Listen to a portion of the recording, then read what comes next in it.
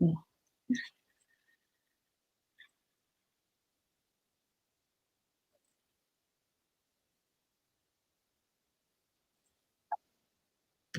Excellent. Hi, everyone. Welcome. I'd like to get started right at 4:30 p.m. Eastern. So I'm just going to tell a little bit of a background of how we got here today in the meantime as people are joining us. I just want to say thank you for being here. And I'm a huge fan of Twitter. I love how Twitter connects with people, how thought leaders share their thoughts that I can learn from. I follow women leaders, and Allison Barr Allen,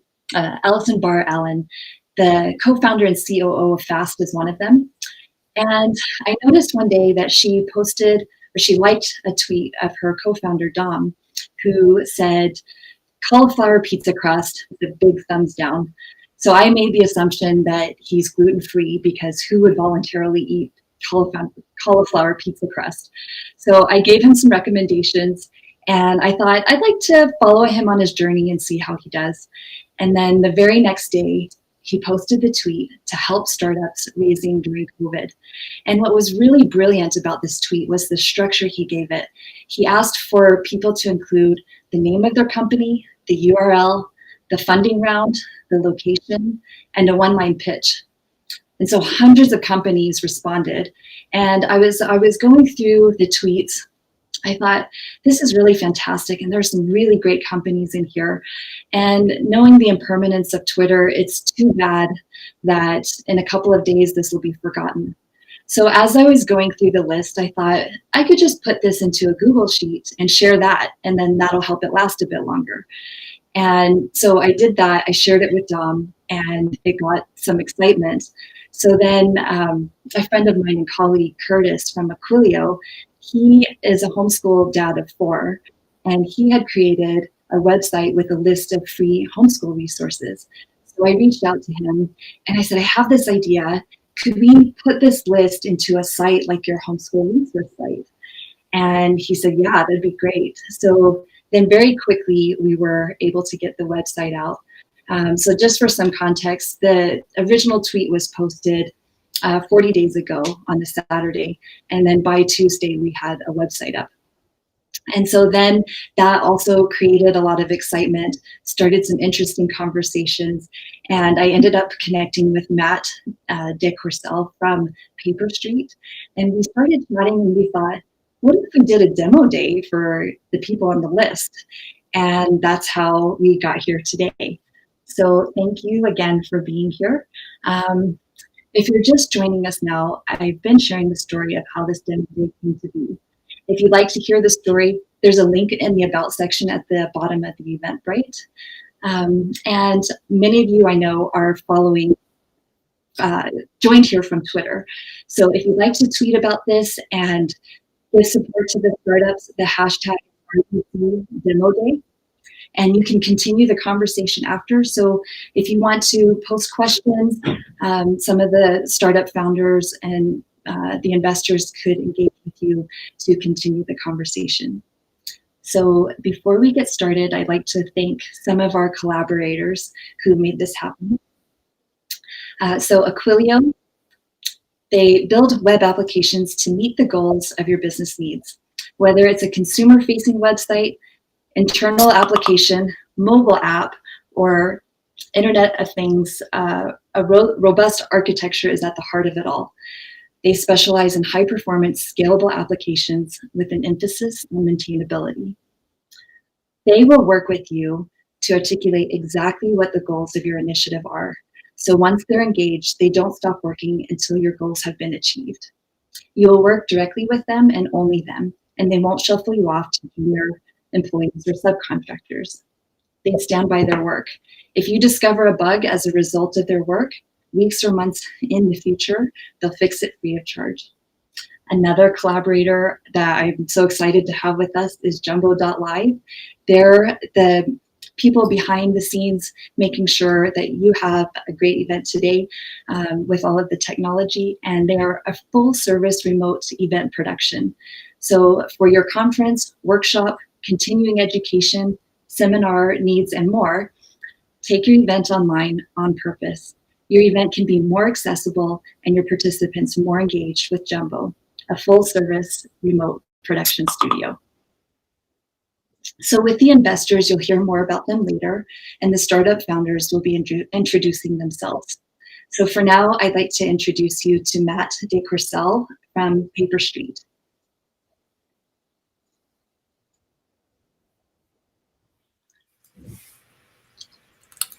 Hey everyone, my name is Matt DeCourcelle, and I'm just going to give you guys a quick demonstration of the Paperstreet platform for this event today, and show you guys all the things that you can actually do during the event. Just give me 1 second.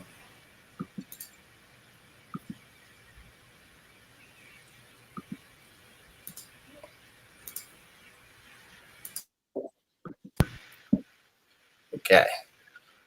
So when you're logged into the event, I'm going to pause my video real quick. You're able to browse all of the companies that are participating in this event today. You're able to learn more about them by viewing their profile. You can also connect with each one of these companies by hitting this connect button, or subscribe button if you're not logged into Paperstreet. And this gives you the ability to pass off your contact information, your name, your details, your email address, your LinkedIn profile. And the companies will receive that in their Paperstreet account.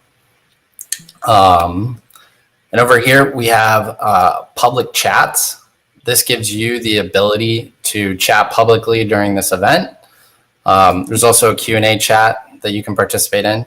And then down here, you have the ability to create private chats with each of these companies. So if we wanted to start a private chat, if you're an investor or somebody that wants to talk directly to a company privately, you would just click one of these chats and it will start a conversation directly with that company. Over here, you can view everybody who's attending and logged into the event. And you have the ability to also contact and message these people individually during the event. And any new messages that you receive will show up over here. And you'll get a message notification. And every company that's also presenting during this event also has a schedule a meeting link, which will take you to their Calendly. So if you have any questions, feel free to ping us in the general chat over here.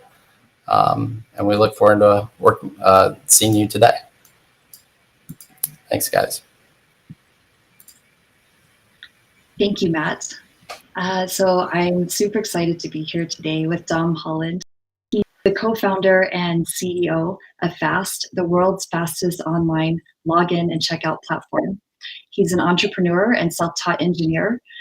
Dom has founded and scaled companies in the logistics, transportation, and technology sectors. He previously founded and served as CEO of Tow, an on-demand vehicle towing platform in Australia that processed more than $50 million in transactions. During his tenure there, Dom was awarded the top spot on the Deloitte Tech Fast 50 and recognized as Brisbane's Young Entrepreneur of the Year. Dom has worked across Australia and the US, working in national and multinational telecommunications and technology companies, including Dell, with deep cross-function experience. Dom's background provides him with a unique perspective that spans R&D, sales, and operations, all of which have contributed to his vision for Fast. Just about a bit about Fast before we get started. Fast was created to solve the problem of a broken e-commerce checkout process that wastes untold time for consumers and costs merchants billions of dollars in lost sales. Its fast login and fast checkout products enable a one-click sign-in and purchasing experience that makes it easier for people to buy and merchants to sell. Sign up once and you'll never have to enter your payment information or remember your password again. I can't wait till that's everywhere. Headquartered in San Francisco, Fast is a privately held company funded by Stripe, Index Ventures, Sousa Ventures, Global Founders Capital, and Brian Sugar, who also serves on the board. So thank you so much, Dom, for joining us today and for being willing to share your story about closing your funding round during COVID. Before we get into that, I'd like to know what inspired you to create Fast? Thanks so much for having me, Michelle. I know I've said this before, but thanks again for everything that you've done with this project. I put one little tweet out, and I'm glad it captivated the world. But you've really gone above and beyond at helping the ecosystem of both founders and investors. During what is such an unusual time in the world. And yeah, so I'm really happy to be here. I first conceptualized fast in late 2018. My youngest son was, I've got two kids, a boy and a girl. My youngest, my son was in hospital for 3 weeks. We had my wife's grandmother staying with us. She was helping us out while my wife or myself were at hospital 24 hours a day. And she was ordering groceries one night, sitting at the kitchen table with a purse out, innocent, sweet little old lady. And she forgot a password and just couldn't order groceries. And it's such a ridiculous problem that we have today still that, Granny just couldn't buy food and spend money on her credit card because of some arbitrary string of text. It was just a silly problem. And so I built a prototype of passwordless authentication, which basically magic links as a service. The idea is Granny would have clicked the link in her email and logged in. And at the time, I built a feature that once you had done that once on one site, you could have one-click log into the rest of the internet because we've already authenticated you. And that really is the core of what Fast is today, that sort of premise of scaling consumers right across the web so that you don't have to continually register, continually log in, continually check out. We eliminate forms. Once you've sort of put your information in once you've registered once you've logged in once, then you can repeat that process in one click throughout the web. It's about making the web easier for all of us, not just Granny, but it is much easier for Granny. It's about making life easier for us all so we can buy things in one click and move on with our life. Mm-hmm.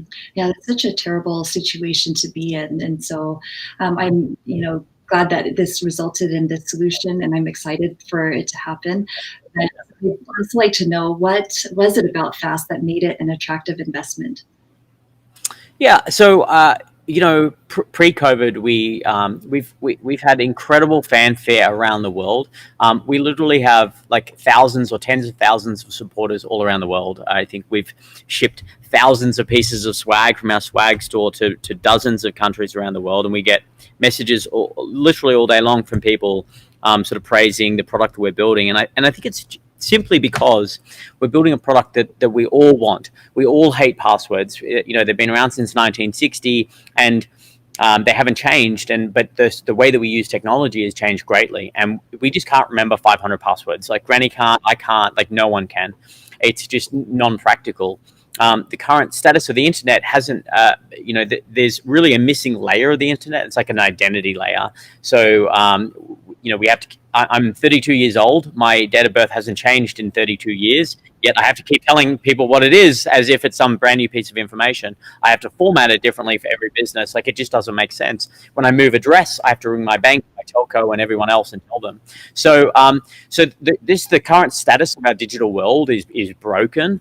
And it shouldn't be that way. And so the product that we're building just solves those fundamental problems. And as consumers or as people, we all want those problems solved. So everyone when we speak to really understands the core value of what we're doing. And, we keep the solution simple, and it really resonates with a lot of people. You then overlay that with the fact that e-commerce alone was projected to be a $4 trillion market.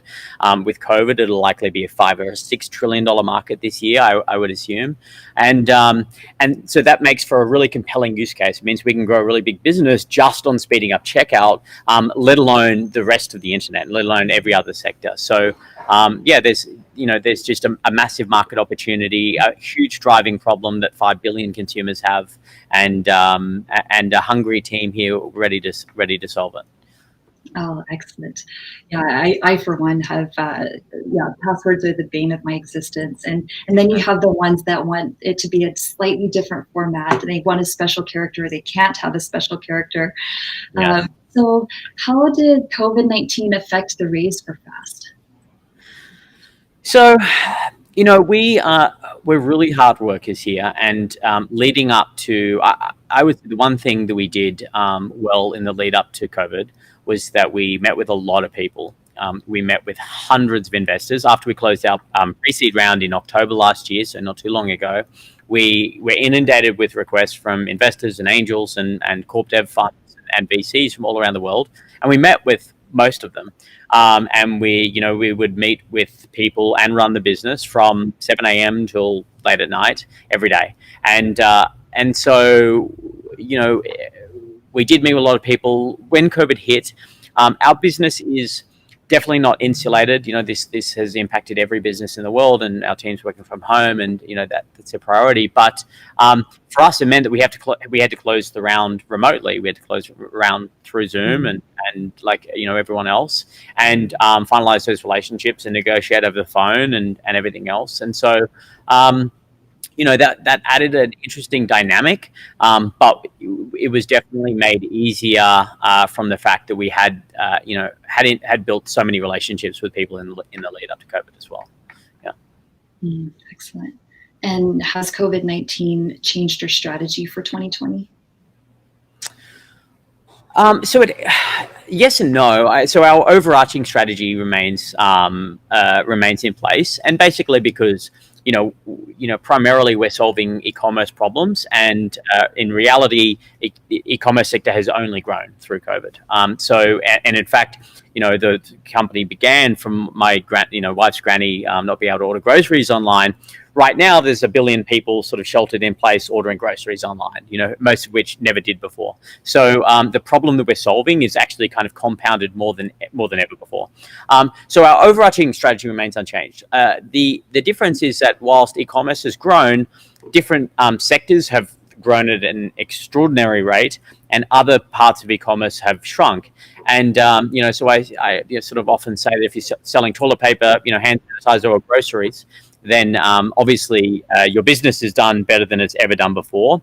But if you're selling fancy kicks and fancy T-shirts, then your sector has shrunk, and discretionary spending has shrunk as well. So I guess the types of businesses that we engage initially and the sort of share of revenues across different sectors will change, but our overarching strategy remains the same.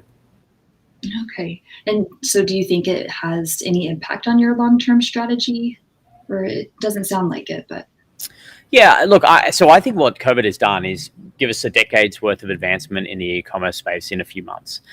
So if anything, it's actually expanded our market opportunity, and it's made, a whole lot of traditional, there's a lot of traditional enterprise here in this country who e-commerce might have represented 10% of their business pre-COVID, and post-COVID, it now represents 25% of their business. And so they have a completely different outlook on e-commerce now than they did months ago. So enterprise is a key area that we will focus on, because they're going to have different drivers now. So it's again it's only increased our appetite to expand the base of which we can offer fast, and the speed of. Okay, I'm just going to shift gears a little bit. We're here to support startups. There are many startup founders watching us right now. What advice do you have to give to startups who are raising during these times? Yeah, get a list of all of the investors that you would like to work with, find their email addresses, and then add them to your investor updates. This is really important, something we did right from the start. It means that even before you've ever spoken to them, even before you reach out, to start sending them investor updates. And in many cases, you don't even. I didn't even bother reaching out to any investors until they had received 2 or 3 investor updates from me. This meant that they got to see our traction, they got to understand our business, they got to see all the hard work that we did and how fast we moved before we ever spoke to them. And then by the time we engaged with them, then they felt like they actually knew us a lot better than they, than they probably would have otherwise. So it's a really easy thing that you can do to get people's attention. Obviously, show the graphs that go up and to the right. That's what everyone wants to see, and keep your content clear cut. Have a very clear strategy in what you're doing. If you don't have a clear strategy in what you're doing, if you don't have a clear mission or product strategy, that's okay. You need to work that out, but possibly not the best time to be engaging investors, because that's what they're going to expect. And so, you need to make sure that the stage that you're at also aligns with a funding milestone. And it may be that if you're talking to investors who aren't interested, that your business is not at the right milestone that it needs to be at to engage with them. Yeah. Okay, so then it's timely for Paperstreet that provides investor updates easily. And so for all of you that are here today on the Paperstreet platform, it does exactly that. So that's really good to hear.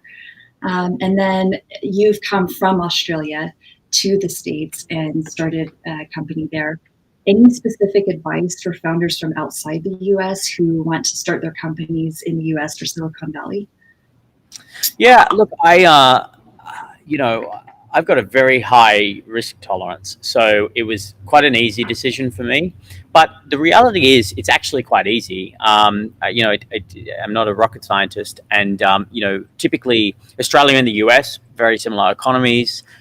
The world works in much the same way. If you want to rent an apartment, you just go rent an apartment. You can find it online. If you want to move around, you can catch an Uber. You can order food on Uber Eats. You can, it's all very easy. We registered our business through Stripe Atlas, which anyone can to register a US entity. So it's typically very easy. It's it's much the same as what we already know of life. But when you get here, there's a huge ecosystem of capital and talent and people available to tap and help grow your business. So I highly recommend it once COVID is over, or for people to be able to come here and tap into the network. But it really is a lot less daunting than than I think people expect. Oh, excellent. Thank you. So we're just out of time for the fireside chat, but we did have a question from the audience, if you could answer quickly. They just want to know, is it okay to add investor emails to updates without their opt-in? Well, I did, and I tell you what, I think we added, maybe originally when the first company was first formed, I did this within a month of forming the company, just to get the ball rolling. And I think we must have added 100, 150 investors' emails. I think I had one person just asked to be removed. It wasn't hostile. So I would definitely do it. Their job is to sort of find interesting companies and interesting deals. Don't spam them. Just send a monthly update with your business. If they don't want to receive it, then they'll let you know. But a lot of them find it interesting, and they want to see what startups are doing, and it's an easy way for them to understand what you're doing. It should be an easy way for them to understand what you're doing. If it's not, then rewrite your investor update. But yeah, I definitely would encourage it. Excellent. Thank you so much. Thank you for sharing your story, and also for sharing the original tweet to help startups and saying yes to the demo day. Pleasure. Thanks so much for having me, and thanks for all your work too. It's been fun. Yeah. All right. Okay, so we are now onto the part where you get to learn about startups. So before we get started with that, I'd like to introduce the investors, and they will be giving feedback to the startups as they showcase their business. So to moderate today, we'll have Pankaj Jain. He is a member of the investment committee at AngelList, India's The Collective, and Oman Technology Fund. At 500 Startups, a California-based seed fund and accelerator program, Pankaj spearheads the India investments and focuses on early-stage startups across India, New York, South Asia, and the US, leading investments in over 60 companies. With his international experience in tech and finance, Pankaj views investing, entrepreneurship, and startups through a cross-cultural lens. Pankaj is an active angel investor, as well as an advisor to venture capital funds, startups, governments, and foundations on topics ranging from building technology startup ecosystems, which is really important, to early stage deal structuring, as well as blockchain and cryptocurrencies. And then, so Pankaj, if you want to wave. And then Lolita Taub. We have Lolita here. She works, writes, speaks, and invests, all in an effort to create a world where tech is created by the diversity of our population. She is the chief of staff and interim head of sales at Catalyte, and a 2-time TEDx speaker with a venture capital and enterprise tech background. She is also a scout at Indie.vc, an investor at NextGeb Venture Partners, an LP at Operator Collective and Portfolios Enterprise Fund, and a former VC at Backstage Capital and K Fund. Super busy. Lolita has been recognized for her work on Forbes, the Huffington Post, and Entrepreneur.com, among others. You want to give a quick wave, Lolita? And then we have Dom here, Dom Lau. Dominic Lau is passionate about helping early stage technology companies grow. After realizing the impact that initial mentors and investors could have on startups while working with idea stage companies in the DMZ sandbox-based program, Dominic decided to shift his career from public accounting with KPMG to venture capital. Dominic has previously worked at Extreme Venture Partners, Extreme Accelerator, and was an associate at the U Waterloo Student Venture Fund. Now he hopes to continue his journey in helping founders to get to the next level through Ripple Ventures. And then we have, and you can give a quick wave too, Dom. We have Jenny Fielding with us. Jenny is backing exceptional founders with love, cash, and community. She's an investor in 130 companies, plus over 130 companies. Jenny is the managing director of Techstars New York, where she leads the program. She is also the founder and general partner at the fund, the first Czech fund investing exclusively in New York-based companies. Her portfolio includes more than 110 tech-enabled companies. Previously, Jenny headed up corporate venture and digital innovation at BBC Worldwide, where she made more strategic investments and led business development deals. She has also started several tech companies, most notably Switch Mobile, a mobile VoIP company that was acquired in 2009. Jenny began her career as a lawyer, spent time at JP Morgan, and is the graduate of Columbia University, where she is an adjunct professor. So we will get started today with Nick Thapin from Sorcery, and he's calling in from London this evening.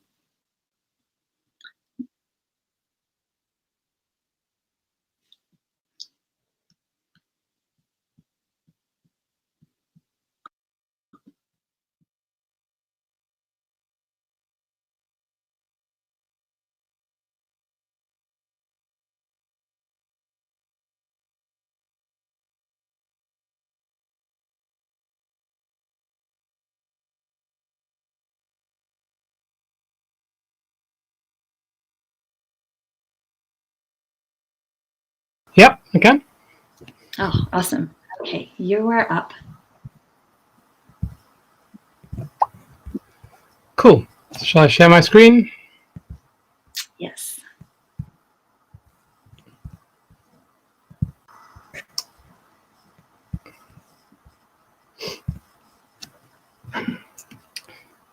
Can you all see that?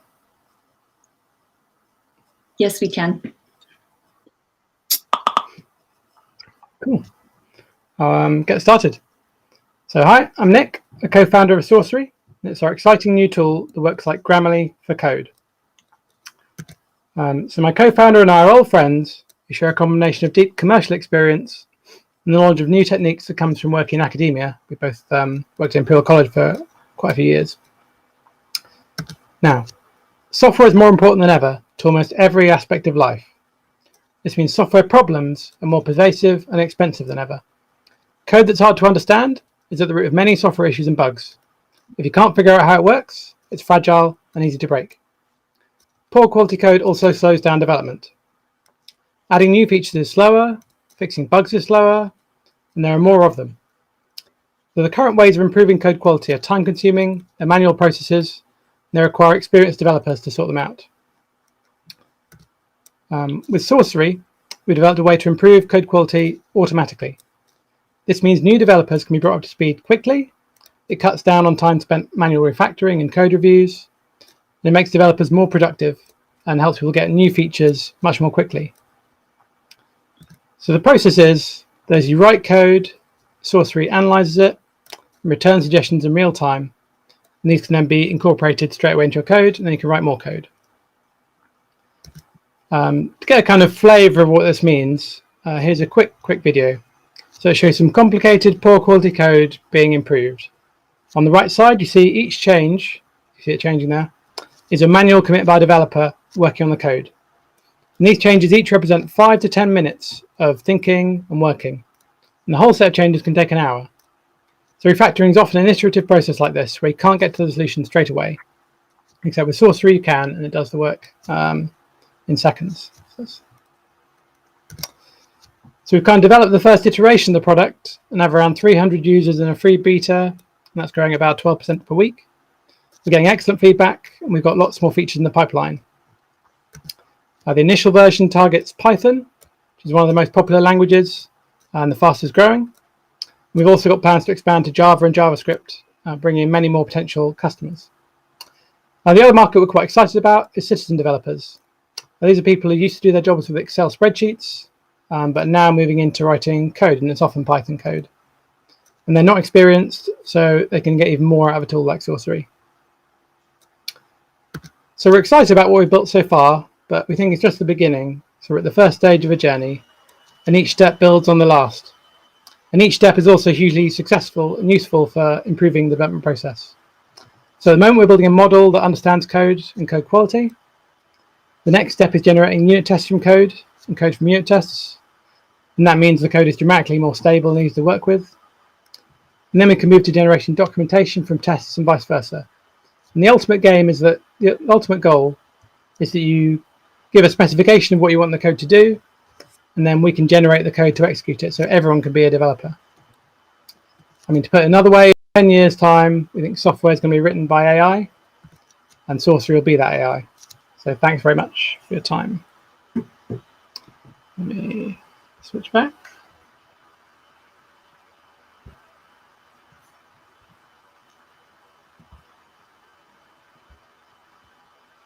Cool. Thank you, Nick. Anybody have questions? Anybody on the panel have questions for Nick? Yeah, I'll ask a question. Yeah. Great presentation, Nick. Thanks so much. I think with developer tools, go to market is something that kind of comes to mind. So could you just talk a little bit about how you're going to acquire customers as a starting point, and how you're going to grow that beyond organic?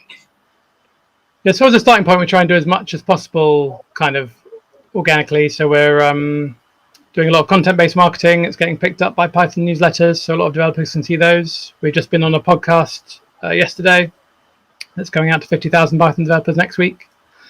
And also because we're doing it free for open source, so every time people use it on open source code, it's kind of visible.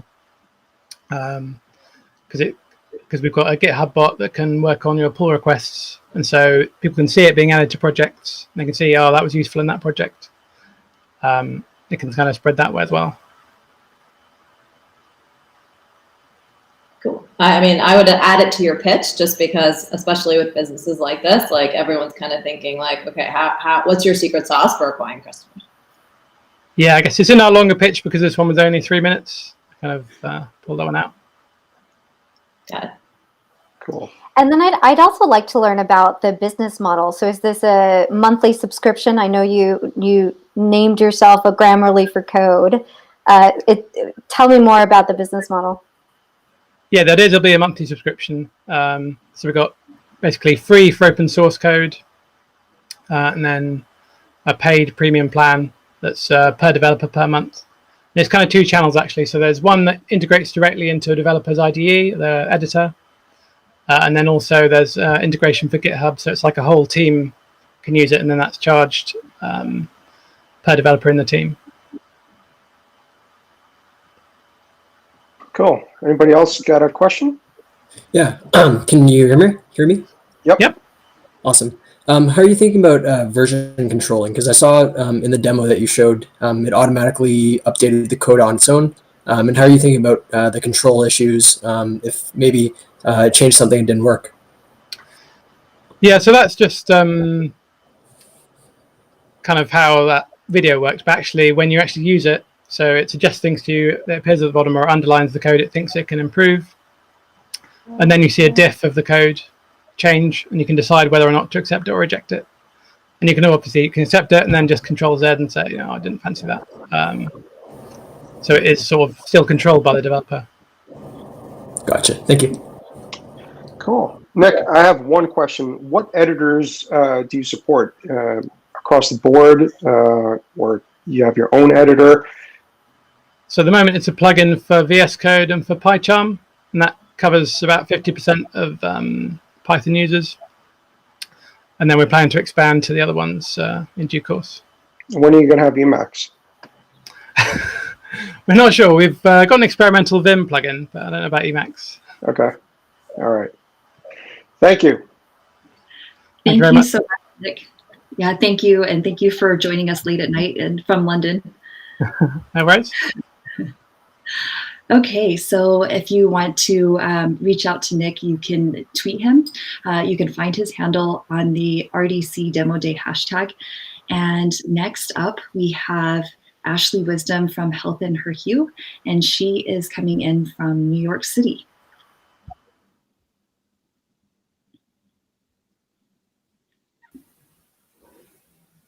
Hi, everyone. My name is, let me make sure you all can hear me. Can you hear me? Mm-hmm.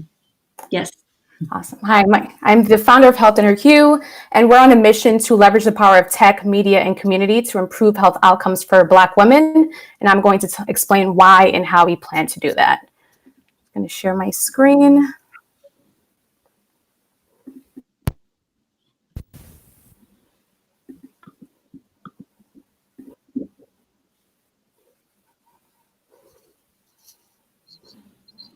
Okay, and hopefully you all can see my screen. Yes. All right, so first I want you all to imagine constantly being bombarded with alarming headlines and statistics that say people who look like you are more likely to die from preventable diseases or preventable health conditions. And in addition to constantly being reminded of your plight, you find it extremely difficult to find the kinds of providers you trust to give you quality care. And you also can't find any digital solutions that really address the very specific needs and concerns you have. Well, that's the predicament that many Black women find themselves in. All this innovation with very few, if any, solutions that meet Black women's specific and unique needs. Women who make headlines every day because of medical maltreatment and having their needs dismissed. In fact, 22% of Black women report discrimination when going to the doctor, and 12% of Black women report avoiding the doctor when in need due to concerns of discrimination. And so what's the problem?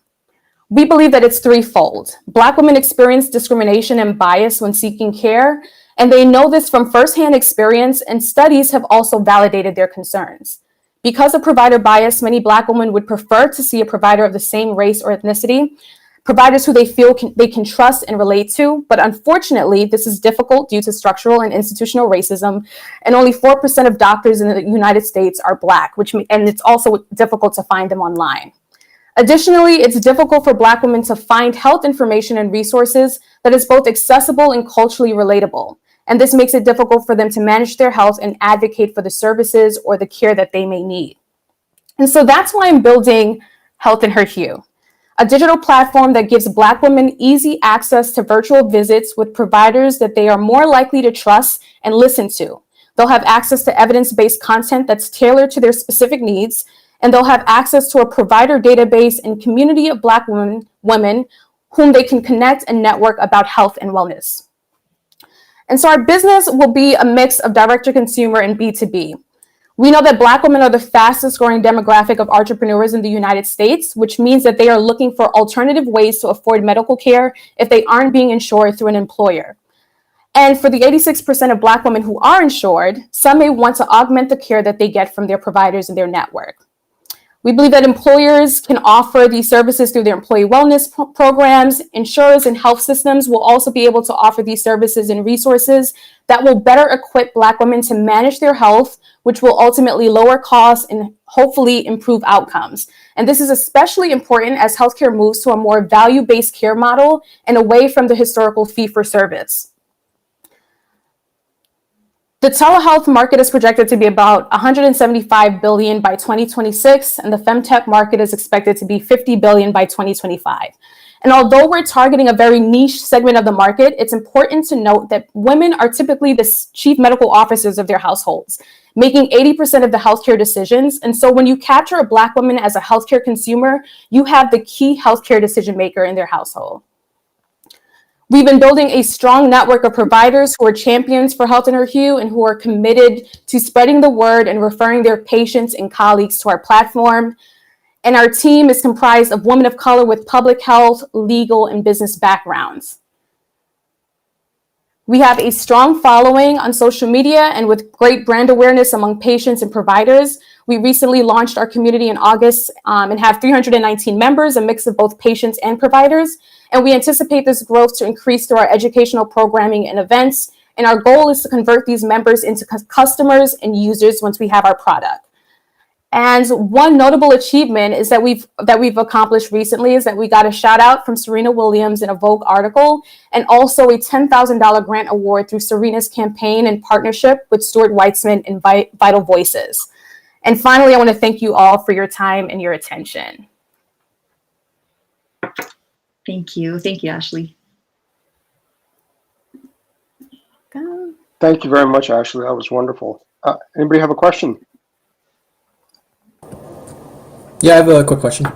Yeah, please. Yeah, I'd love to hear about, so on the provider base, are you building that network of healthcare providers organically right now? And if so, what's the channel kind of partnership strategy? I saw you had a list of like healthcare providers, insurance companies, some of those other channel partnerships that you could explore to expand the provider base as well. So I'd love to hear about the supply side. Yeah, so we've been looking for doctors who have us. Oh, sorry, I'm not. Sorry, I think I was on mute. Can you all hear me? Yeah, we hear you. Okay. Yeah. Okay. So I've been building out this network of closely vetted doctors who have strong social media presence and who've shown a desire to build content. And so those relationships have kind of formed organically through them seeing our content on social media, them seeing the content that we've been publishing on our website. And so with those initial doctors who are on the slide, I've been building and forming strong relationships with them to build content, but also going to leverage those relationships to build out our provider network. I hope I answered your question. But yeah, those relationships have kind of formed organically. Hi, I have a great presentation, by the way, really strong. I had a question about kind of market size, but really like what's the bigger vision? So, where do you see this going into other communities, or how do you see this growing? So I would say the bigger vision, when I think about health in our hue, I know that health is not the most attractive topic or the most, I say sexy topic that people want to talk about because it can seem intimidating and kind of dry, and people only engage when they are in a medical crisis. And so one of the things I want to do is pull in and tap into familiar cultural icons who can speak to, make health information more engaging. And so that's a mixture through media and also technology, wanting to develop custom content that makes health information more engaging, more relatable, but also that connecting to providers piece is also a big component of our vision, making it easier for Black women and people of color eventually to connect with the providers who they trust. And so right now I'm starting off with Black women and Black providers, but I think that this is something that people of color across the board would be interested in. And so that would be something in our roadmap as well, to expand beyond that demographic. And I completely agree with expanding on the demographic. As a Latina myself, I completely understand the problem that you're talking about. And so I'm glad that you're addressing this challenge. My question is around competition. What are we seeing in your space? Who are the players, and how do you differentiate with options in the market? So I think the closest I've seen is actually a platform, Tia. I don't think that they're specific to or specifically targeting a demographic. And there was another platform, I haven't seen them recently, but it was called Hued, and they were also trying to make that two-side marketplace where it would be easier for patients of color to connect with providers of color. But quite frankly, I've been, doing my due diligence to see if anyone else has been trying to build a similar platform, and I haven't come across that for Black women specifically. I have seen some of that in like the mental health space.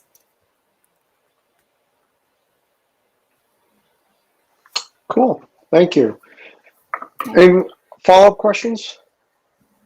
No? Ashley, question. You're focusing on women today. I'm sure that the problem also something that men can benefit from. Do you plan to roll this out to men at some point in the future as well, or is that really going to be focused on women? I would say I do want to continue focusing on women. And I believe that there will be, because women are some of the basically the primary decision makers when it comes to healthcare, I think that there will be some impact or trickle effect that will have on men. But I do kind of want to make this platform focused on women, which is why I've been kind of framing it within the femtech market. Okay. All right. Great. Thank you very much, Ashley. Great presentation. Thank you. Thank you.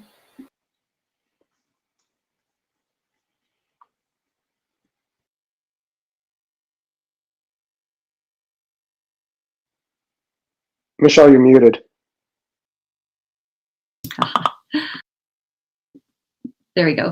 Okay, thank you, Ashley. And next we have Sumaya Bayer from Neuros, and she is also calling in from London.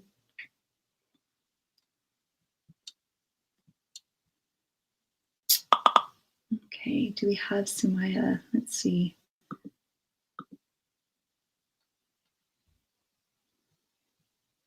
Okay.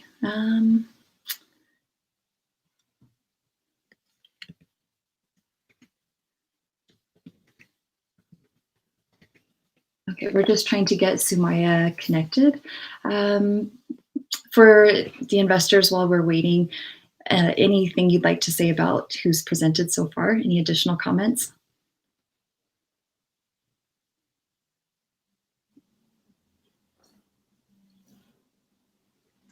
I think the presentations have been really good so far, considering that we're dealing with odd time zones and technical issues. So I think everyone's kind of pulled everything together pretty well and, well presented, interesting ideas. Yeah, it's definitely appreciate the succinctness of each of the presentations and the founders keeping to time. That's pretty impressive always. Especially online, right? Exactly. And we do have, I think the person that is the furthest away is calling from India. So we'll be hearing from Raghav from Nimble later on. Yeah, it's only 2:45 a.m. over there. Yeah. Okay, so it looks like up next, I believe we have Craig. Is that right? Craig Hoskins from Sprouts.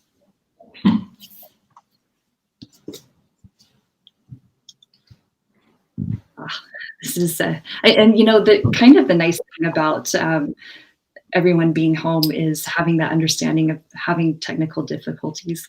It's Skype and this has been around for decades, and yet most of it dropped. Okay, we did have Craig. I know we're saving some questions for the panel discussion. Any comments you had on what Dom mentioned earlier in the session?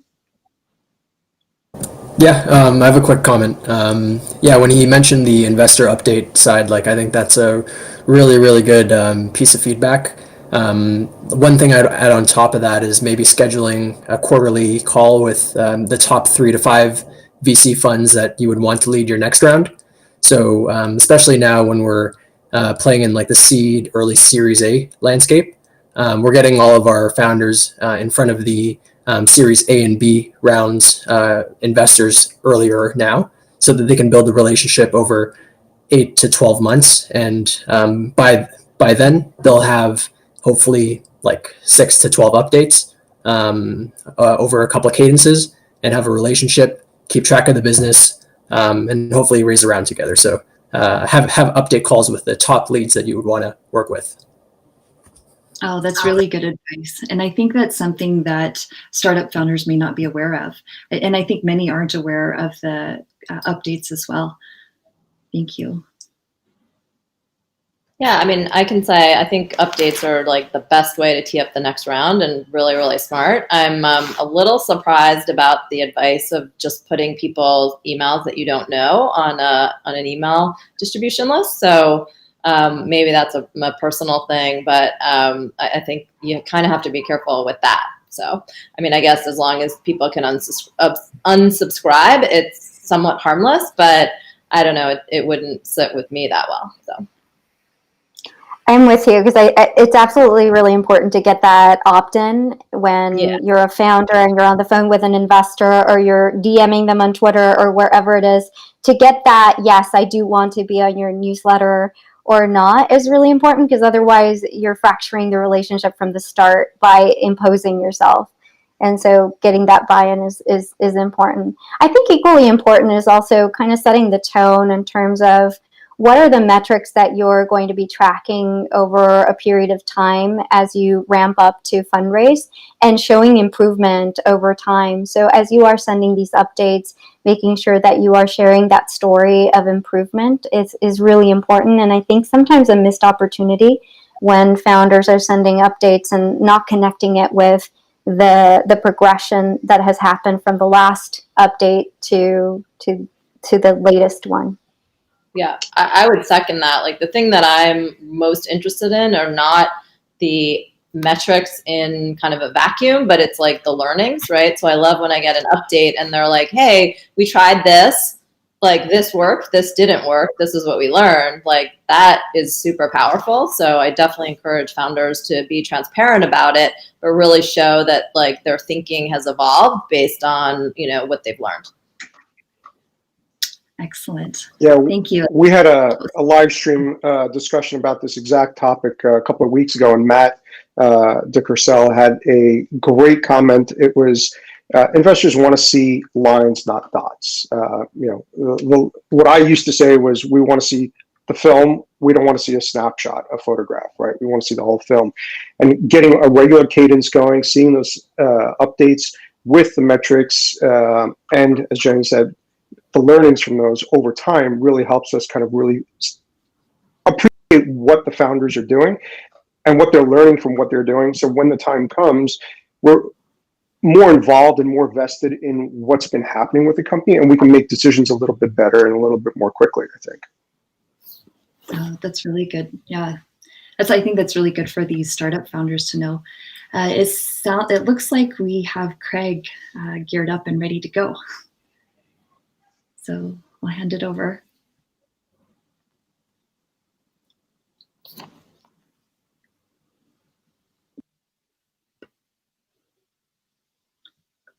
Craig, are you ready to go?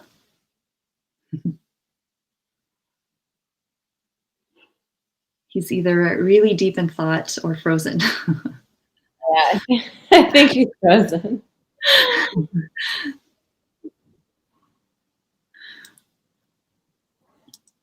I just saw on Twitter the other day while we're getting Craig up, somebody saying that someone should invent the equivalent of donuts, bringing donuts to a meeting and being able to do it virtually. Something that delights people that's not very expensive. Oh, yeah. Do a group Grubhub or something. Have donuts delivered to each of us. You're making me hungry.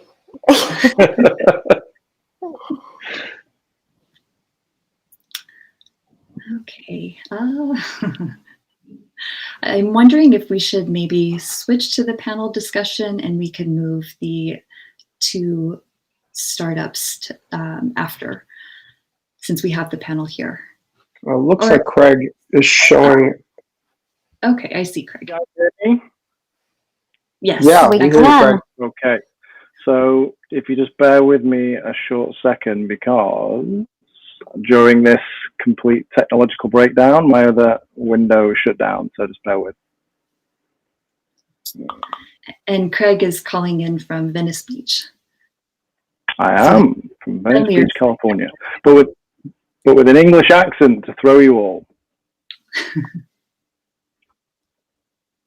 Okay, bear with me.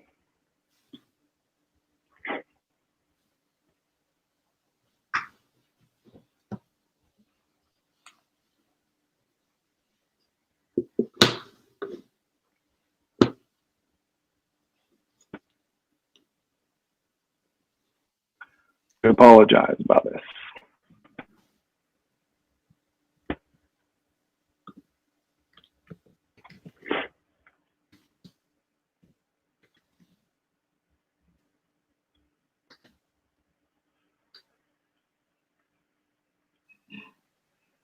Okay, we're there almost. We're just trying to start the presentation.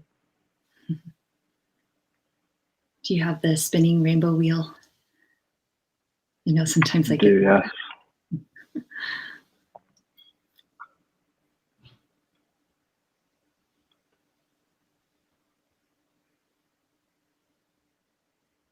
Oh, I see. Okay, I think we are going to be all right. So hopefully you can all hear me. But listen, I want to take this opportunity just to, thank everybody here for your time. I know we're all in a very, very challenging time. We're in the middle of a global crisis, and I think, certainly from everybody here at Sprouts, we're certain that humanity will rise to the occasion once again. I think it's very important, through collective empowerment, we certainly find a solution for all, not just the few. And every single person, on this call dialing in today has a responsibility to create an engine for positive change. And I think, it's no truer than it is today that we all have a social responsibility here. So here's ours. Let me introduce you to Sprouts.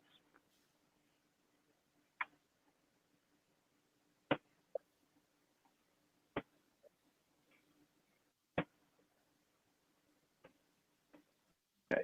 Hopefully this is going to share. Please let me know if you can see the screen. Superb. Okay, so Sprouts is built on the belief, and I hope we've got some parents here as well, that your kids' shoes should be as adaptable as they are. Simply play, grow, and repeat. So I'm not one for reading from the slides, so I'm going to let you guys take in the very loud and shocking statement, which I'm going to start with at the top, and that's going to be followed by a very interesting factoid that probably many of you weren't aware of. And then I'm going to finish there at the bottom with something that really annoys the heck out of me. And more importantly, something that the big brands of today don't necessarily want you to know about. So this problem we're here to solve with Sprouts is very simple. Kids' feet grow, shoes don't, until now. And there's three key areas which we're focusing on from our perspective, and that's elevating the comfort, providing a sustainable option from the core, and really helping the parents where it hurts. So here's the grown-ups, as we like to call ourselves. My name's Craig Hoskins, co-founder and CEO of Sprouts. I've been in the footwear game for over a decade with some of the world's most recognizable brands. My partner in crime, Kyle, can't be here today. He's sheltering in place in Arizona, unfortunately. Worked with him at Adidas as well, and former head of a huge product division throughout the company. And our left-hander in the group, Mr. Kyle Pooley, industry award-winning designer. And the three of us have got over 40 years experience within the Adidas group and right across the CPG world. So if there's three people you want to back to create, develop, and launch a new footwear brand, you're looking at the three of the guys there. So the solution that we've created, very simply, size adjustable kids shoes for a future we believe in. Sprouts, the shoes that grow with you. So without further ado, as you would anticipate, three old guys, many years in the industry, we've thought of everything. That's ranging from the easy heel kickoff design to promote the simple removal of shoes and prolong the life, right the way through to the wider toe boxes versus the rest of the marketplace to help those wiggly toes. We have patent protected or patent pending technology throughout the footwear, which allows for the easy and functional adjustment from one size to the next. And we complete it with S-Tech foam which is a patent protected compound which elevates the softness and the responsiveness for the ride. Hey, this is just a picture. Let me show you what it could look like.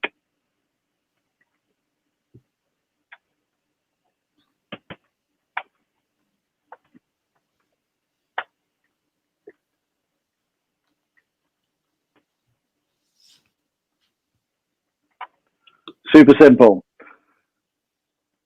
So we've designed this shoe to take infinite amount of colors, treatments, patterns, and prints. There's a huge amount of opportunity to partner with a variety of different brands from a collaboration perspective, as you can see at the top, illustration purposes only. In terms of the overall market, I'll just talk to you about the TAM. 2025 global kids market's projected to be a little under $60 billion, which is obviously a vast market. When you think about kids sizing generally goes from obviously first shoe all the way up to year 14, which is when the kid's shoe generally becomes an adult size. So it's a huge marketplace to go after. Our product is so unlike anything out on the marketplace. And you'll be surprised to know from when a kid starts walking to the end of their 6th year, the average child will outgrow their shoes 22 times. For the same age range, Sprouts requires only 6 shoes, which is a potential saving per family of $600 per child. We're looking to give the parents 4 shoes for the price of 1 out the gate. And obviously, I'm sure we could all agree in times that we are today, a solution and a system like this is never needed as much as it is right now. In terms of the GTM, it's excruciatingly important to partner with wholesale. Wholesale tomorrow is different to what wholesale today is, and it will continue to change. But having that shop window and the portal to the brand and the experientiation for the brand, super, super important. When you build that into obviously the omni-channel D2C push, you can see our projected 5-year plan. If I want you to walk away with 3 things today, very, very simple. Everything we do is promoted around the functionality and well-being of your sole. Our aim is to be the #1 shoe of choice for every single growing kid across the world. And by the way, we create game-changing footwear for kids. Thank you. Now let me stop sharing. Thanks for the presentation. I'm really curious to hear if you've seen any shifts in customer demand based on COVID, because we aren't going out as much, right? So are people buying more shoes, less shoes? What's the market interaction? Yeah, I mean, obviously, discretionary spend, we heard it earlier, is obviously is taking a bit of a hit. We're pre-launch. We're still developing the technology and the product. But from what I know, with my obviously close connections into the marketplace, it has taken a hit. We see a lot of retailers shutting down stores, obviously, but the path forward is now, only a few weeks, months away. And listen, D2C sales in terms of footwear has been growing every single month and quarter and year in recent years, and it will, take a fast step forward. But we'll never walk away from wholesale. But of course it's being impacted. Just out of curiosity, so the shoes are supposed to grow as the child's foot grows, but what are your what's your technology around like durability? Because I don't have kids, but I know kids' shoes get destroyed all the time. So it has to be able to withstand a couple of years of that foot growth. So curious to hear about the durability side. Yeah, absolutely. So if you look at the 4 shoes in 1, we've really designed that for the first purchase. In the first year of a child's foot growth, that's where it grows the most. And when a child's first walking, through that first 12 months of walking, they're not actually putting all that energy into the foot. So yes, we'll give 4 shoes in 1. I guarantee you at the end of that first year, that shoe will look brand new because they're hardly actually walking and not putting too much energy onto the shoe. When you start to look at years 2, 3, and 4, yeah, of course, we're not going to look at providing 4 sizes and 4 growth points for those age ranges. We'll pull it back slightly. The honest thing here, and has to be very, very upfront, there is nothing out there in the market with which gives any advancement in terms of the growth. So even to give half a size is 50% more than the market's getting. Gotcha. Thank you. Jenny, any questions? So, Craig, I'm curious. You guys are still in development. Do you have any idea approximately how much each pair is going to cost you, and kind of what you think retail might go for? Yeah, we're looking at a $54.99 retail ticket, and we're looking on FOBs in and around the $15 mark. Okay. And how long do you think it'll take for you to ramp up production? You know, from where you are today to, let's say, 100,000 pairs a year. Yeah, I mean, good question. I mean, the production's really the easier part of it, really. If you look at the traditional footwear model in the marketplace right now, most retailers and brands work off a 9 to 18 month product cycle. We're looking at simplifying that complete manufacturing process by removing the number of lasts required to create a full size run. Believe it or not, kids sizing in the marketplace, there's over 40 sizes available. Big brands do not want this to happen. We know that firsthand. That's over 40 opportunities to talk to the customer. You know, we're looking to reduce that to 9. So very, very simplistically, we're looking to change that model into a 6-month production model. And in terms of ramping it up, it's just a case of, you know, getting the orders on board and getting those factories working. The fortunate piece that we have between the team is obviously our chief designer, Kyle Pooley. His experience is working with the manufacturers directly, and we have a number of partners already set up to potentially help us move forward. So that's the easier part of the the process. Gotcha. And my last question is, in terms of wholesalers, have you gone out and spoken to wholesalers and gotten any sort of feel for how many pairs in the first year they may be willing to subscribe on for? Yeah, I mean, yeah, absolutely. I've been in the industry for many, many a year. I know this firsthand. There's nothing better than a sold out sign. So we want to take this at the right pace. To give you an accurate view on numbers is probably impossible at this stage, but sub 10,000 in year one. Again, nothing better than a sold out marker. And that's our intention. And we have partnerships into a number of credible agencies here in Los Angeles, where we'd look to partner with some pretty well-known figures to help take this product into marketplace. Fantastic. Thank you. Anybody else have any questions? No? All right. Thank you, Craig. Yeah, absolutely. No problem. Over to you, Michelle. Okay. That was a really interesting idea. Okay, so thank you so much, Craig, for Sprouts calling from Venice Beach. Next, we have Sumaya Bayer from with Neuros from London. Hi guys. Sorry for earlier. I had a bit of a problem. Can you hear me? Yes. Yes. Yeah. Okay. Great. I'll go on and share my screen with you.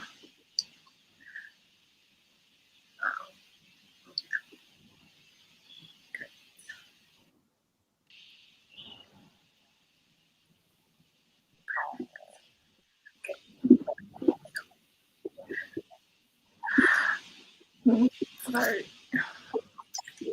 My brother is my biggest inspiration. He is autistic, and he's part of a larger group of people called neurodivergence. Now, all my life, I've watched him struggle managing his finances, and that inspired me. My name is Sumaya. I'm the founder of Neuros, and we make banking for extraordinary brains. I'm actually also neurodivergent, as I have ADHD. I come from a fintech background where I have worked at one of Asia's largest fintech accelerators before. And I'm also currently finishing up my master's at Cambridge University. And yes, I do dare to make a difference. I dare to make a difference through Neuros. Our goal is to empower neurodivergent people and make their lives easier. Now, I'm often asked, why finance? Well, finance simply because being financially independent is at the heart of empowerment. And sometimes all you need is a little bit of light to unleash your inner genius. Now, it's very difficult for some neurodivergent and autistic people to fully achieve this independence because the world is overwhelming for them. And this often translates into three main issues. There is a lack of confidence that results in an inability to make decisions. In the case of my brother, he doesn't know which bank to go for or which banking product to use. I mean, not even my parents know what to do for him. Then there is the poor impulse control that results in compulsive spending. He would go on and spend his money on things that he doesn't necessarily need, and he doesn't even know why he did that. And this results in a bigger issue, which is a management issue. In the case of my brother, he needs my parents to manage his money for him. And that is frustrating, both for my parents because they can't supervise effectively what he does with the money they give him. And it's frustrating for him because he knows that at 32 years old, he's supposed to do it by himself, but he's still unable to do so.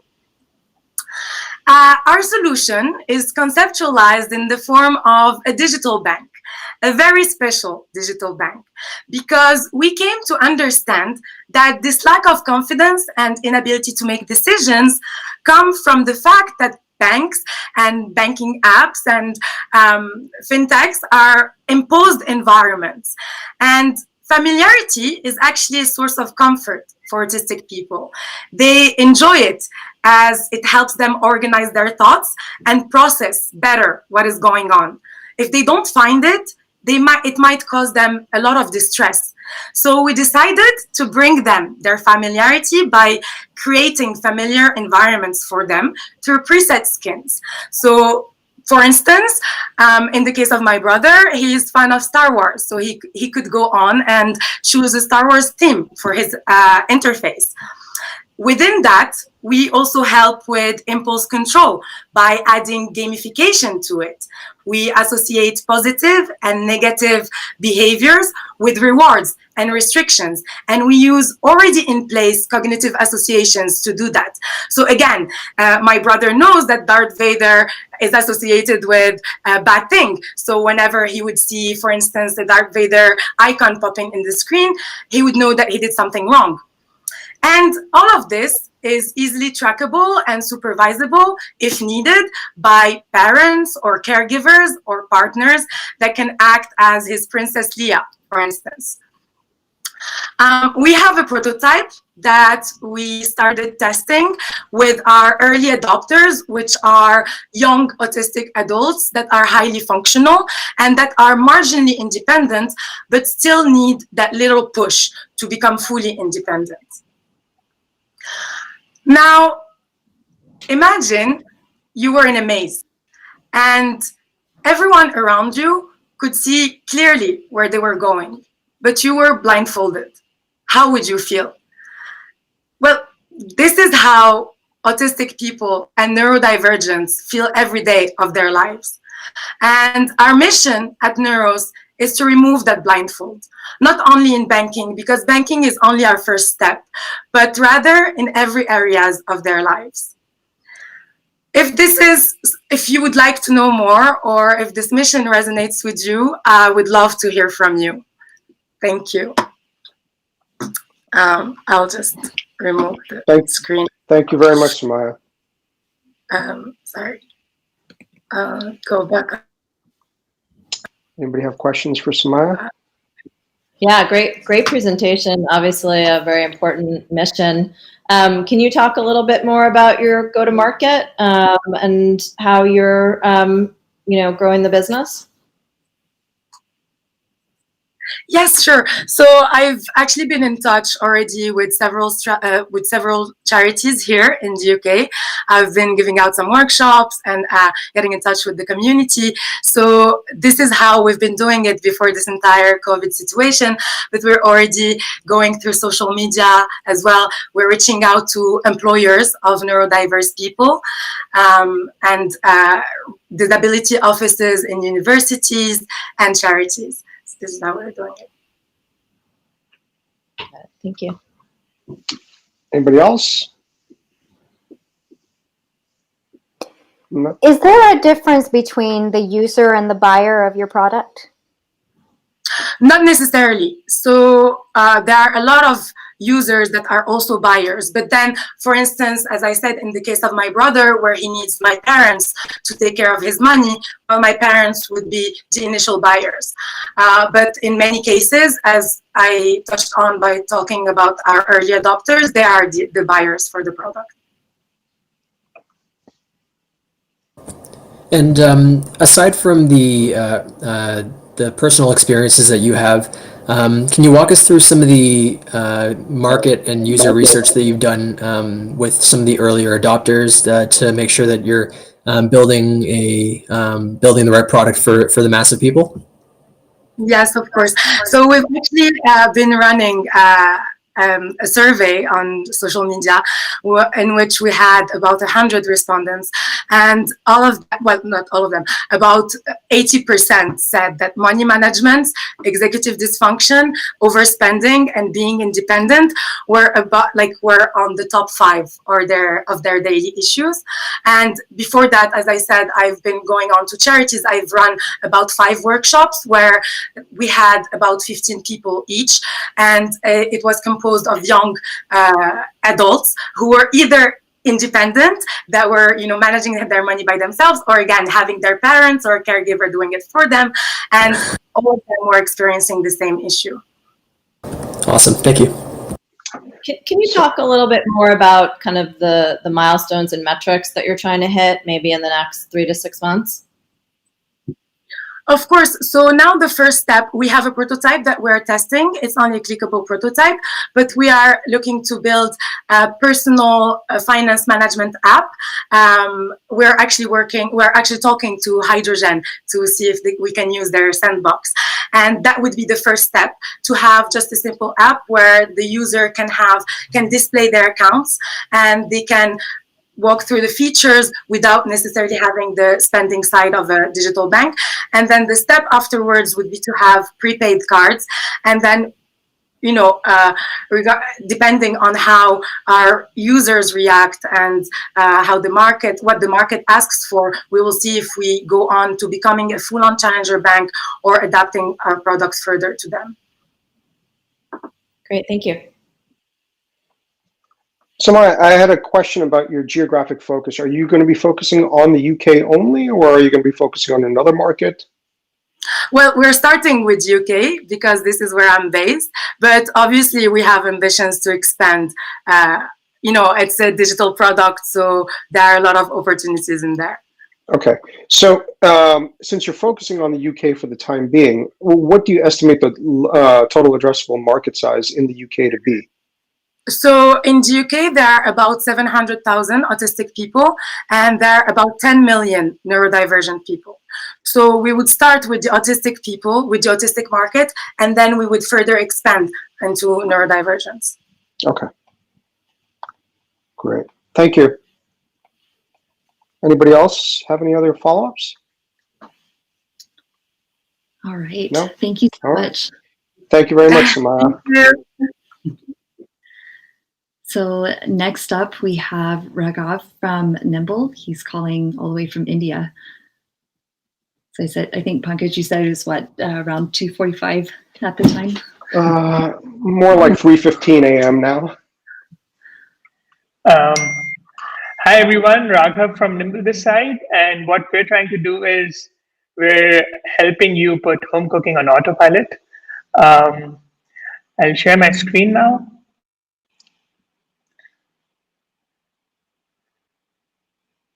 Yeah, I think this is visible, is it?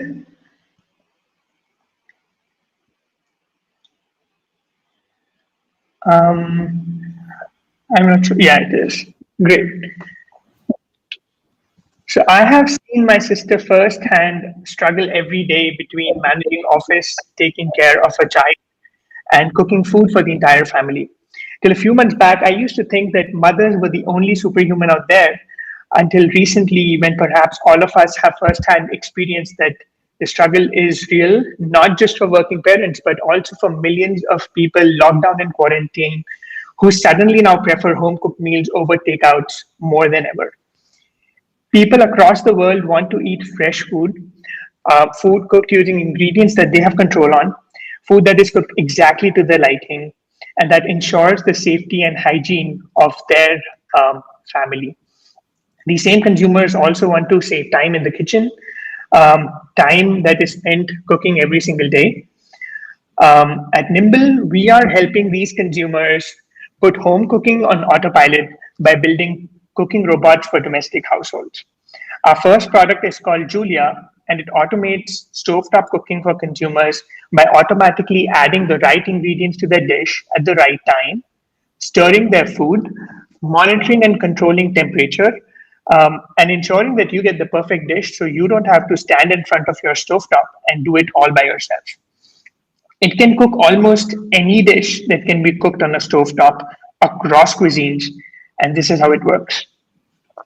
Just like a skillful chef, Julia adds ingredients and stirs, measures the state of food using inbuilt sensors, and has intelligence um, that acts on the inputs given by the sensors to take cooking decisions. Decisions like how much longer should this dish be heated so that the onions are the right shade of brown, or how much more milk or water should be added to my sauce so it's the right amount of consistent.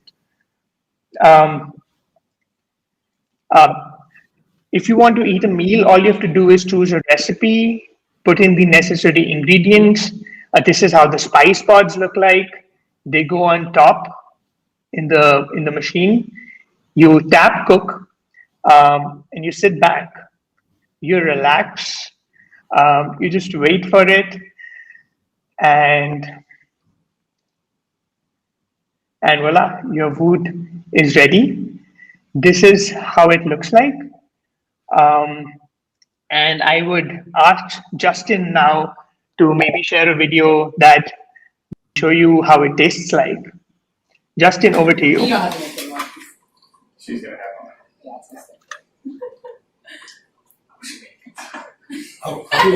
Is that good? Yeah, it's really good. Yes, it's like a home cooked meal. Babe. I was gonna. Put your gum up. Sorry. Sorry. First off, go sit down. It's extremely flavorful. I don't know if that's the salt that you guys doused in there, but it is so good. I'm excited to try. Yeah, like, you're gonna like. It's awesome. Yeah, so what she's saying is that she can't believe that this was cooked by a robot, and that she's very happy with the output of the food. Yeah, it tastes so good, doesn't feel like it was made by a robot. We're currently a team of 15, leveraging efficiencies in 3 different countries with a prototype that we demoed across 20 different households in California in February. Of these 20 households, we signed up 5 to be early alpha testers of our prototype, paying us $50 a month for a half-baked product. It solves a big problem with for these 5 families. They really want it, especially amid this COVID situation, and we're working day in and day out to get these prototypes ready as soon as possible. We've already raised about $700,000 with these very, very amazing people, and we're raising about 300,000 more to faster capture the new demand that has been created by the COVID situation. By the end of about 12 months from now, we will have conducted field trials in 30 households and would have signed up 10,000 users on a website. We might use these 10,000 users to do a pre-launch campaign on Kickstarter or Indiegogo, but we're still yet to make a decision on that. And we want to use the field trial data and our signups to target a $5 million round 12 months down the line. Americans spend around 70 minutes a day driving and around 37 minutes a day cooking. Google and Musk are ensuring that you don't have to worry about driving again. Come join us and talk to us if you want to help us ensure that people don't have to worry about cooking again. Thank you. Thank you, Raghav. Anybody have any questions for Raghav? Yeah, I have a question. Thank you for that presentation. It was a really beautiful design of the presentation. But have you thought about any partnerships with the grocery delivery companies for sourcing the ingredients? Like, can you walk us through the model on that? Right now, are people just expected to bring their own ingredients to the table based off the ingredients or the recipes that you have on the platform? Or are you also looking to verticalize that yourself as well? So currently we have an in-house chef who creates new recipes which are shipped as software updates. Over the next, as the time passes by, we want to partner up with meal kit services like HelloFresh and Plated, with grocery players like Walmart and Target, to standardize the ingredients and let people cook with these standardized ingredients. The advantage that we get is it also Target, in a sense, while promoting that their pasta can be cooked on Julia, are also promoting Julia. Along with that, we also want to. We're also partnering up with YouTube chefs. I wouldn't say celebrity chefs right now, but more like home chefs, who instead of shooting videos and making them available online, can make downloadable recipes available on the Julia platform. Awesome, that's great. Hi, Raghav. Good to see you again. Can you talk about the cost of the appliance and kind of your bill of materials and what those margins look like? Currently, based on our current design, we feel that we can sell this for $1,000 US. Our bill of materials looks like, not bill of materials, but our COGS looks like $400. So we're looking at a 60% gross margin at scale. That being said, for early alpha users, we're currently charging $50 a month, so that they can retain it on a monthly basis, and we also get consistent data without them having to worry about returning it. And is that also part of the business model going forward, that you'll have a subscription? We do want to have that. We haven't run enough tests in the market to know if machine as a service will work. We have that in the pipeline, but we need to test it out before I can commit that that is something we're looking at. Got it. Thank you. So currently what you're selling is a robotic machine that can help you with your meal, and what you're paying for is actually the robot. And down the line, what you're saying is the roadmap is to potentially make it a subscription, upload more recipes and things of that nature. Is that right? Yes, that is correct. So let me ask you a question. I was saying we're not the first ones to do that. There are also other new age kitchen robotics machines that are also trying to do that. And what are you seeing with and I love that you have beta testers. What are they saying? I mean, are they seeing a major uplift from what they had to do before to using your product versus alternatives? Is there really, what I'm really driving at is, what is the sense of urgency that you're seeing in your customer set and your prospects? Because it can be that people can say, well, I know it takes time, but I just have to do it. So the high experience customers right now are those are dual income households with kids who are subscribing to nannies to cook for them thrice a week. They're paying their nannies about $50 an hour right now, which sets them down by approximately $250 a month, which is a lot of money. With a robot, they're able to offset that cost by having something that cooks for them. We're also seeing interest from people who were relying a lot on takeouts and no longer want to do that. They're comfortable with buying pre-chopped ingredients now, or do some amount of prep work and have something else cook for them regularly.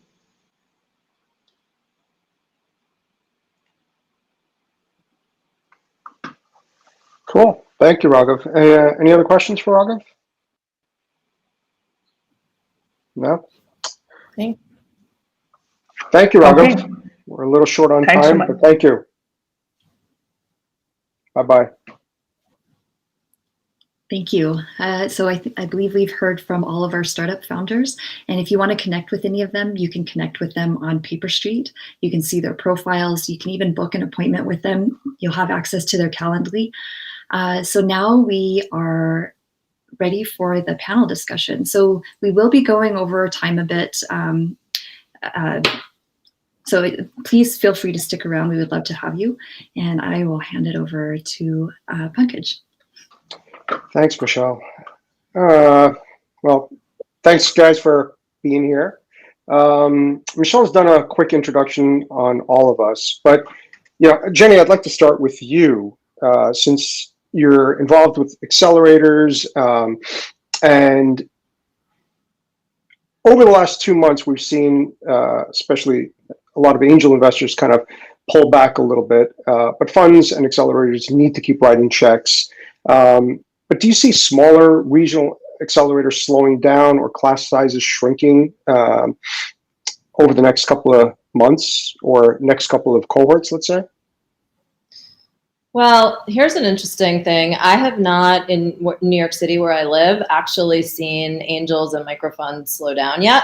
So as we know, venture is a bit of a lagging industry. So I think if we do go into a recession and, I think things could really change. But despite what everyone is saying of VCs taking a pause and angels taking a pause, I mean, I run Techstars New York, and I also run the most active pre-seed fund in New York City, and we're not seeing it at all. Deal volume is high, and deals are getting done, and prices have not come down. So it's totally shocking what's going on. I don't get it, but that's actually what the data shows. I think if you're a small accelerator and you're, you need to raise capital and you're relying on, LPs, I imagine that there'll be some tightening there as well. At Techstars, we take a long term time horizon. We've gone through other, we've been around since 2006. So, we've gone through other recessionary environments. So it's not really impacting us. And in fact, we believe that this is one of the best times to invest. So, we're excited to be a resource to founders and to continue to invest during this time. I'm not sure how it'll impact kind of smaller players, but I imagine, again, if their LPs are getting are stretched, then that funding source could dry up and have a domino effect, across the ecosystem at early stage. Okay. Lolita, for you, what are you seeing right now with regards to some of your portfolio companies and some of them that might have been looking to raise a Series A in the next couple of months or even right now? What are you seeing with them? Are you seeing the same thing? Are valuations kind of where they were pre-March? Have valuations come down? Is it taking longer to get deals done? What are you seeing?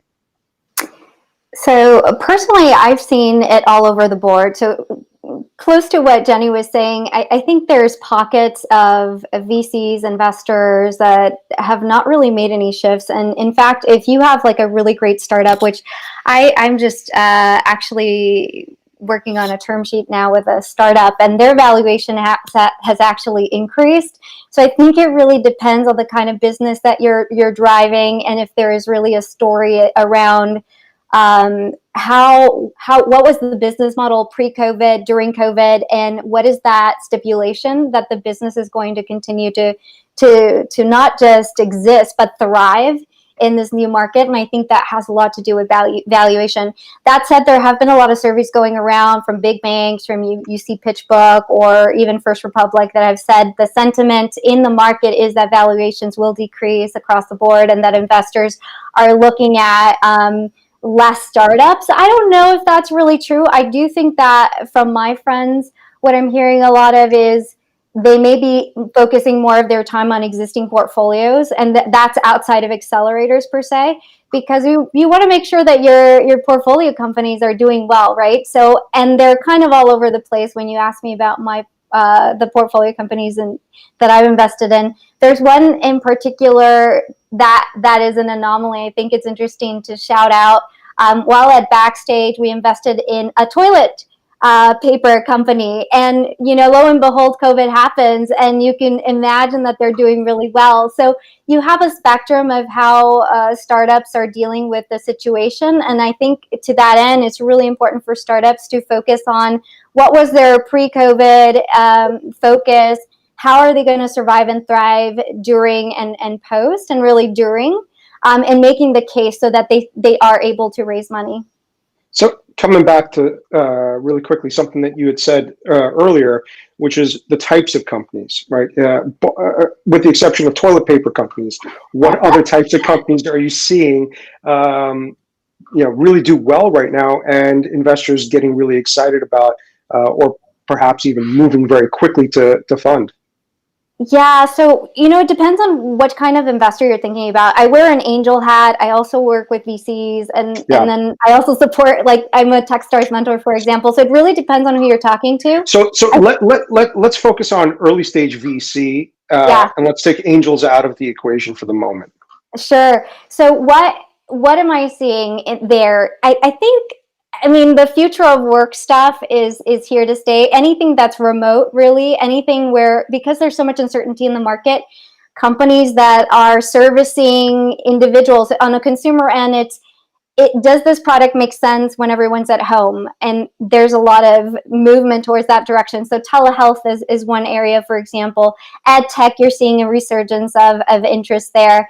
And then on the flip side, in the workplace, when you think of that B2B model, you're seeing a lot of what allows us to be remote more easily? Do we have the right remote tools? Do we have the right security? So security companies, anything with cloud. If you looked at the earnings from Google, Microsoft, and AWS, like Amazon, you see a huge surge. And so from a B2B perspective, what I'm seeing is huge focus on cloud, on automation, on tools that allow us to be productive in a remote environment. So those are some that are doing well, to mention a few. Okay. Shifting gears a little bit, Dom, question for you. Being at a early stage fund, do you think it's going to get harder to raise a fund over the next year? So a lot of microfunds have popped up over the last 10 years, as we all know. And some of them are getting ready for fund 2 or fund 3. Do you think that's going to get harder? Are we going to see fewer microfunds? Are we going to see a consolidation? What do you think? Yeah. So it really depends on how the market shapes up. So many of these micro VCs start off with like family offices and high net worth individuals, as we did, and then you kind of try to move up the chain with some fund of funds, institutionals, endowments, corporates, all that kind of stuff. So if the kind of stock market and the overall economy really goes into a full recession in 6 to 12 months, then it's going to be really tough to raise from those institutional funds, especially if you don't have a good track record over a period of 3 to 4 to 5 years at least as an institutional manager. So it really depends on how the market shapes up. I don't know, and I don't think anyone really knows. But in our instance, we raised Fund 1 in 2018. And so we've been in business for 2 years now. We went out to start to raise for Fund 2, which obviously was paused for a little bit once COVID hit. But out of this kind of global crisis, we made some lemonade out of it and raised a small opportunity fund. So there's still capital out there. And thankfully, we were able to raise some capital during this time and be able to continue investing. But for us, like we've kind of moved upstream a little bit. So before we did pre-seed and seed, and now we're doing more late seed and like kind of extension pre-Series A type of deals now. So less risk appetite, larger check sizes, less and a more concentrated portfolio. Okay. Jenny, Techstars has been kind of a pioneer with like supporting corporate venture and corporate accelerators over the last 7, 8 years. Where do you see that going, generally speaking, not specifically to Techstars, but generally speaking, what are your thoughts on the corporate accelerator model in a post-COVID world? Do you think corporations are going to kind of rely on professional investors to kind of take over that and just do it for them? Or do you think that they're going to continue opening up their own accelerators and kind of build, operate, and transfer model on the accelerator side? Yeah, I mean, I think it's definitely going to be a mix, and part of it will be determined by how healthy those businesses are through these, through these times, right? So if you're, an airline and you need to cut costs, your innovation group might be one of the first to go, right? But there are many businesses that, if they're on supply chain or food delivery, there are businesses that are thriving, and I think those businesses are going to really lean in. There is an argument to say that in these hard times, you do need to lean into innovation, regardless of if your business is doing well, and that, you need to kind of lean out the business, like cut out a bunch of the bureaucracy within, but really kind of maintain some of the innovation group. So I don't really, I'm not really sure. We haven't seen many changes at Techstars yet, but we also deal with kind of longer term contracts, and we've had longer term relationships. I think, again, we'll know in 6 months whether, new corporates aren't really coming into the pipeline, et cetera. But, so far, I think, there are definitely some industries that are leaning in. So too soon to say, I guess. Okay. Michelle, really quickly, how much time do we have left? Well, we were running over from the technical difficulty, so they're technically done. But for people who are interested in wanting to stay and hear more, if you want, we can take a couple more questions and then wrap it up. Should we see if there are any questions in the audience? I think that's a great idea. I'll check with Matt to see if anybody has posed any questions in the audience. Now, this is a really... Sorry. Go ahead. No, please. No, I was just going to say, while we're checking to see if there are any questions from the audience, really quickly, I'd love to hear from all three of you on what your thoughts are on the overall macro situation globally, not just in the US, over the next 6 to 12 months. Do you really think that we are heading into a recession, as we're starting to see in some other countries already? Do you think this is going to spread to be a global recession? And really quickly, how you think that's going to impact your specific funds? So, Dominic, you want to start? Sure. So globally, like, it's tough to say, right? Like, no one really knows, and I certainly don't know. But my best guess, opinion. So my best guess is, I like to be optimistic during these times. So I'd say that hopefully these lockdowns were able to plateau the curves a little bit. Hopefully we'll see a slowdown in the cases. Hopefully we'll be able to see a vaccine be developed faster, and we'll be able to get back to our normal lives by next year. And hopefully, but who knows? Like, I like to be optimistic. Okay, cool. Lolita? Yeah, I was having trouble with the unmute button. Well, I don't really know what's going to happen. I think anyone who says we do, we just don't, because who knew COVID was going to come out of the blue? And look at how quickly we're adjusting. I think what I've seen is an undulation of people being freaked out. You see the market crash, and then there's some optimism, and it goes up. And I think that's probably going to continue. If you ask me what I think is going to happen, I definitely think that we will go into multiple waves of recessions, and it'll hit different places at different times. It's bound to happen. I mean, look at all of the stay at home and open up, and different states are doing it at different times. And that's just looking at the US market. When you look at it globally, I think there's all these implications, and there's so many moving parts that it's hard to say how bad it's going to get or when it's going to get better. But ultimately, the thing that I think is so important at this time for founders is to if they need capital to really get scrappy, if they need capital to number one, my first recommendation is if you can bootstrap. If you can wait to fundraise, that's good. Know that customers are the best source of capital, and that VC is not the end all be all, and that there's alternatives out there. And that's what I would say to founders today, because we really don't know what's going to happen, but all we can do is adjust as things are shifting. And, you know, just to circle back on the comment I made earlier, where I think it's really important for founders to look at their story, look at their business, and think about what was it pre-COVID, what is it during, and have some idea of what it's going to look like in the future, and just be really nimble and scrappy about adjusting to the market. Okay, cool. Jenny, quick. Yeah, And then we've got I a guess, question from the audience. I guess I see us going, you know, at least for the next 12 months, kind of in and out of this stay at home as pockets kind of heat up and get contained.